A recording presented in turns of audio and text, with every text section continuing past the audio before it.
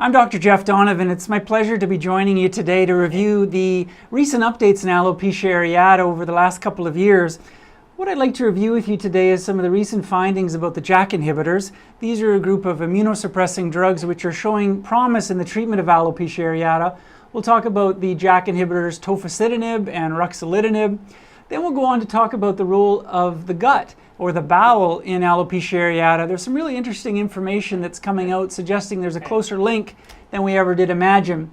Then we'll talk about diphencyprone or DPCP. This is a treatment that's commonly used for more advanced cases of alopecia areata. And we'll talk about some new understanding about DPCP and then the safety of using DPCP at home.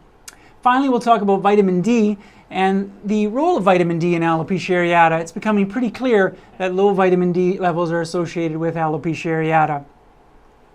So what I'd like to begin with is a discussion about the Jak inhibitors. Alopecia areata, as you know, is an autoimmune disease, which means that the immune system is attacking the hair follicles.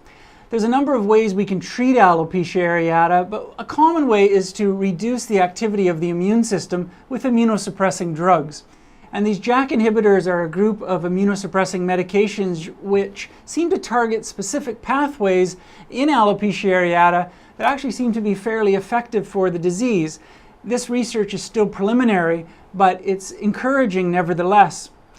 There's a number of studies over the last few years which have suggested that these oral Jak inhibitors, tofacitinib and ruxolitinib, are actually showing promise in the treatment of the disease. Tofacitinib is one of the most commonly researched Jak inhibitor. Ruxolitinib is a close second place.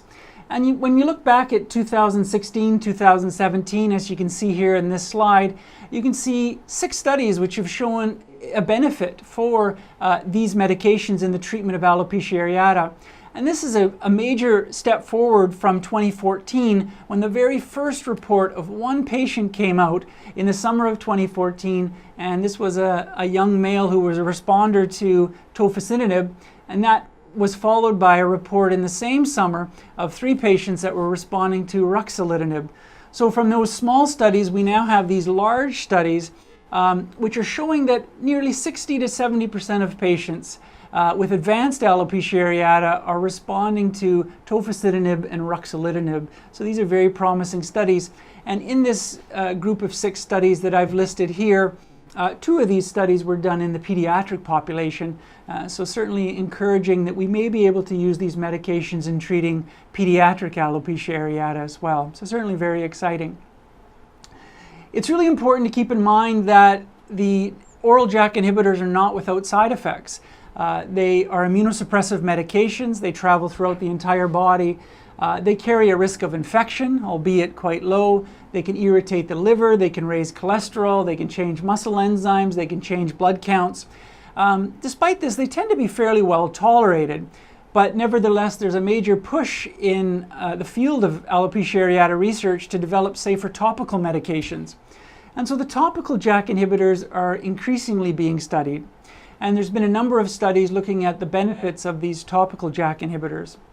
Some of these early studies looked at the benefit of topical tofacitinib and topical ruxolitinib in the treatment of alopecia areata.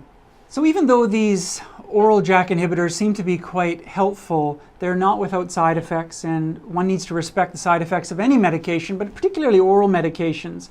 And so there's been increasing interest in studying topical Jak inhibitors, including topical tofacitinib and topical ruxolitinib. Some of the first studies came with topical ruxolitinib in 2016, where there were reports of patients that had, one patient that had a benefit in his eyebrow growth following application of topical ruxolitinib at 0.6%. And this was one of the earliest studies which was very encouraging, that suggested that not only can we use these as pills, but we can use these Jak inhibitor medications as creams. This was followed in 2017 by a very interesting study of 6 patients using topical Jak inhibitors. And these were pediatric patients. There was 4 patients that were using topical tofacitinib, and 2 out of these 4 patients had an improvement in their scalp density, and one of these patients had an improvement in the eyebrow growth. There was 2 pediatric patients that were treated with topical ruxolitinib on the eyebrow. None of these patients had an improvement in their eyebrow density with topical ruxolitinib, but 1 patient did have an improvement in eyelash growth. And so this was the beginning of some of the encouraging studies which suggested that, hey, we can use these medications topically as well as orally. And this continues to be an important part of the alopecia areata research field. What's become increasingly clear over the last few years is that the way that the topical JAK inhibitors are made up really does matter. And a study from 2017 showed that when topical tofacitinib was made up in a cream formulation, a patient didn't actually respond to the medication and didn't have any hair growth. But when this medication was made up in a liposomal base, a slightly different formulation that the compounding pharmacist makes up, the patient actually had an improvement in their growth. So this was one of the first indications that the way we make up these JAK inhibitors topically really does matter, and so there's some degree of expertise that is required. In 2018, a study looked at the role of tofacitinib ointment, and this study was somewhat disappointing because it showed that only 1 of 10 patients that was treated with tofacitinib ointment had an improvement. 2 patients had a slight improvement, but only 1 of the 10 had a significant improvement, and suggesting that probably ointments are not the way to be making up these topical JAK inhibitors. And so this is a very interesting and promising area of research, this role of these JAK inhibitors.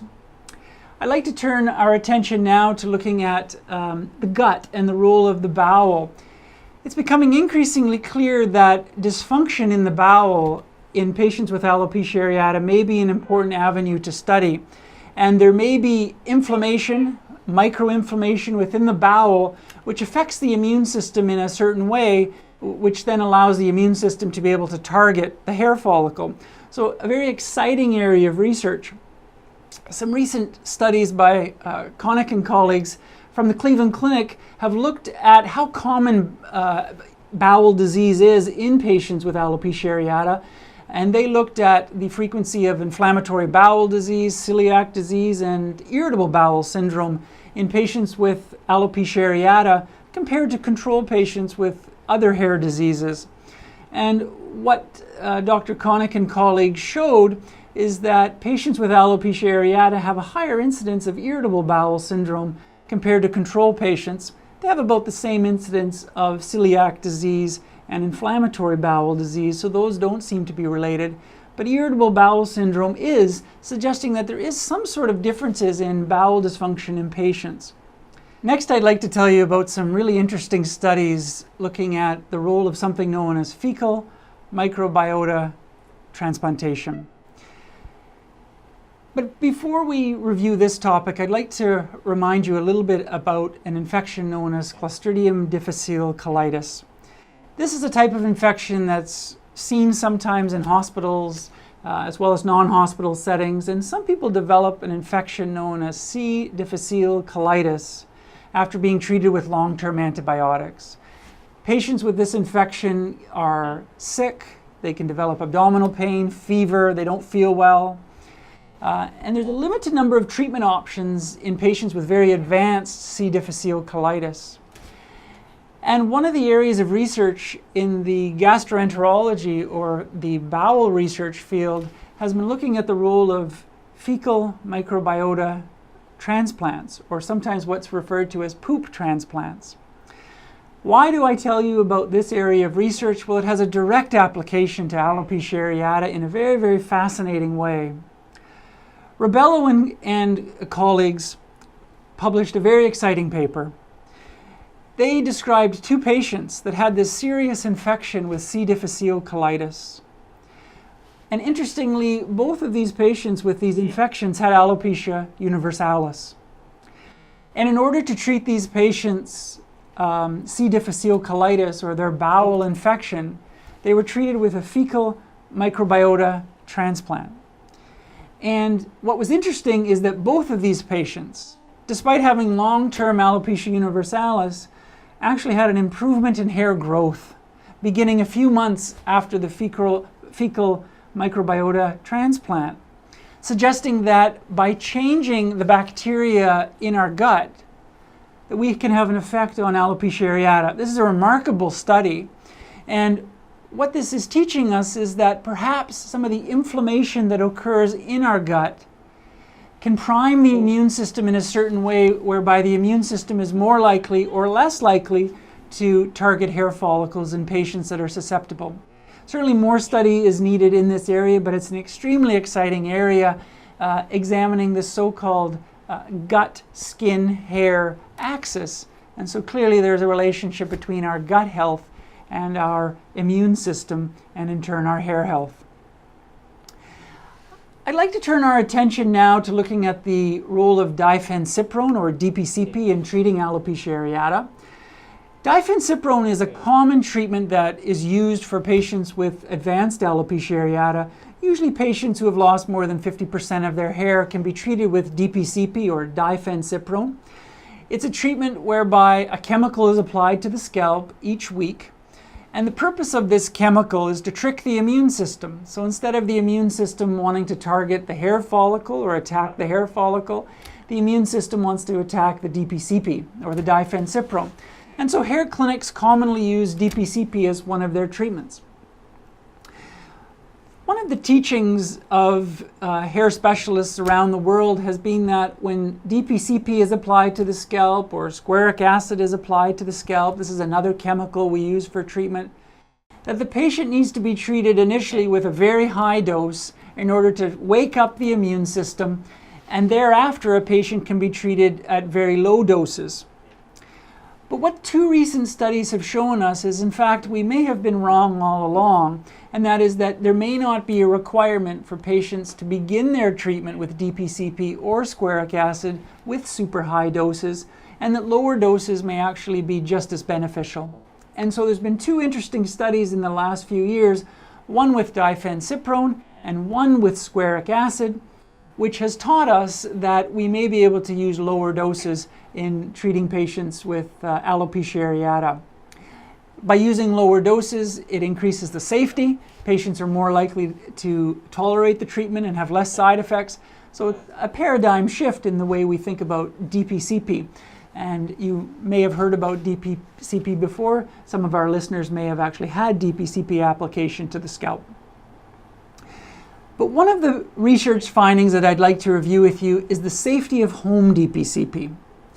Now, DPCP traditionally in many centers requires a patient to go into the clinic. The DPCP is applied by a nurse or a physician, and the DPCP clinic requires quite a significant degree of organization. A clinic may be only able to see 50 to 60 to 100 patients a day, and seeing 100 patients a day would be considered a busy DPCP clinic. Many clinics around the world are no longer offering DPCP because of the onerous nature and the time-consuming nature and the need for a large number of staff that can apply the DPCP. Some nurses, some physicians develop reactions to the DPCP and become extremely allergic and can no longer apply the DPCP. And this paper taught us that home DPCP, or teaching patients to apply the DPCP at home, can be one strategy to offer this extremely helpful treatment to patients. And this was a study of 40 patients, which reminded us that home DPCP is just as safe as DPCP done in a clinical setting. And this was an exciting study for me because it really taught us that we can teach patients, we can teach family members, we can teach spouses, we can teach the parents of children how to apply DPCP, and they can be safely applying these treatments at home. And finally, I'd like to talk about the role of vitamin D in alopecia areata. It's becoming increasingly clear over the last few years that patients with alopecia areata frequently have low vitamin D levels. And this study looked at 14 studies that have been published in the medical literature regarding the role of vitamin D in alopecia areata. And this study looked at all 14 of these studies and compared the vitamin D levels in over 1,200 patients with alopecia areata compared to just over 700 patients who didn't have alopecia areata. And what this study showed is that patients with alopecia areata have lower vitamin D levels than control patients or patients that don't have alopecia areata. And so it's very clear now that testing for vitamin D is relevant and that all patients with alopecia areata should be screened for vitamin D levels because these patients have an increased likelihood of having lower vitamin D levels. What we don't yet know is whether patients with the lowest vitamin D levels have worse disease, meaning they're more likely to have more severe hair loss. Some studies have suggested that, but more research is needed. And more research is also needed to determine if giving back vitamin D or supplementing vitamin D helps hair grow better. Certainly there may be other benefits to one's health by supplementing vitamin D, so it's important to prescribe vitamin D to patients that are deemed to be low, but we don't yet know if it truly has an impact on the hair follicle and the growth of hair in alopecia areata. Finally, I'd like to review with you a paper from 2018 called Alopecia Areata is a Medical Disease. This is a very interesting paper. You know, when I attend support groups and speak to patients with alopecia areata, it becomes very clear that many patients and their family don't consider alopecia areata as a disease. Many patients will say to me comments like, "It's not a disease, Dr. Donovan, it's a medical condition of the hair," or "It's an autoimmune condition. It's like a disease, but not quite." And patients are often of the opinion that it's hard to describe exactly what they have, but they'll tell me they don't have a disease like a disease. So as we think about whether alopecia areata is a disease or not, we turn first to look at what is a disease. Well, the World Health Organization defines health as a state of complete social, physical, and emotional well-being. And other definitions are a disorder of the structure or function of a part of the body. And so it's very clear when we look at those types of definition that alopecia areata affects the physical and emotional well-being, that it's a condition that affects the hair follicle. So in many ways, it is classified as a disease. But when we introduce the topic that alopecia areata could be a medical disease, it's very understandable that it's met with some hesitation. But I'd like to explain to you why this is probably the way that we should be going as we think together as a group of strategies to improve funding in alopecia areata research, to improve the pharmaceutical coverage of medications, that a lot of this will come about in better ways if we think about calling alopecia areata a medical disease. You know, there's really a limited funding and limited research in alopecia areata in the present day. Government agencies look at what diseases to fund. And when you think about it, if we can't agree that alopecia areata is a medical disease, we can't expect government agencies to want to fund alopecia areata when they're looking to fund diseases that affect the population. It's very clear from a number of studies that have been done that alopecia areata has a tremendous psychosocial impact on patients. In fact, the impact of alopecia areata on patients is just as great or greater than conditions like psoriasis, melanoma, non-melanoma skin cancer. So it has an incredible impact on patients. And based on this, there's a tremendous need to draw attention to this disease to increase research funding. Research funding in alopecia areata is very much underfunded. And one of the ways that we're going to meet the goals of increasing research funding in alopecia areata is by recognizing it as a medical disease. And so since this paper came out, my views on alopecia areata have changed in the sense that I'm much more willing now to recognize it as a medical disease and call it a medical disease. In the past, I certainly too have called it a condition, an autoimmune condition, and this has been my way of viewing it. But this paper has really opened my eyes in terms of the need to call it a medical disease if we're going to advance the field of alopecia areata research and have more government funding in this area and have pharmaceutical agencies recognize alopecia areata.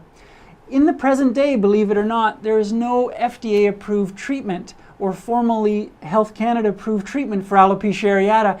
And that comes as a surprise to many people. And the next step forward, which are extremely exciting steps in the years to come, I think are going to come by recognizing all together that alopecia areata is a medical disease. And so with that, I'd like to conclude. I'd like to thank you very much for watching. We've reviewed today the role of the Jak inhibitors, both topical and oral medications like tofacitinib and ruxolitinib, This is an extremely exciting area, and we'll be hearing a lot more of this in the years ahead. These JAK inhibitors, tofacitinib and ruxolitinib, are the best studied to date, but certainly there's extreme interest in many new medications that are in this class, and we'll be hearing more about these in the years to come. We've talked about this interesting role of the gut or the bowel in alopecia areata. This is extremely exciting, and these fecal microbiota transplants are becoming much more commonplace in various parts of medicine, and we'll be hearing a lot more of these in the years ahead. We've talked about diphencyprone and the safety of home diphencyprone. I think this is really exciting and is going to give a lot of encouragement to a lot of physicians to train their patients to apply this at home or to have family members apply it at home for the patients. And finally, we talked about the role of vitamin D and the fact that many patients have low vitamin D. And testing for vitamin D levels is really important in all patients with alopecia areata. With that, I'd like to conclude. Thank you again for your attention.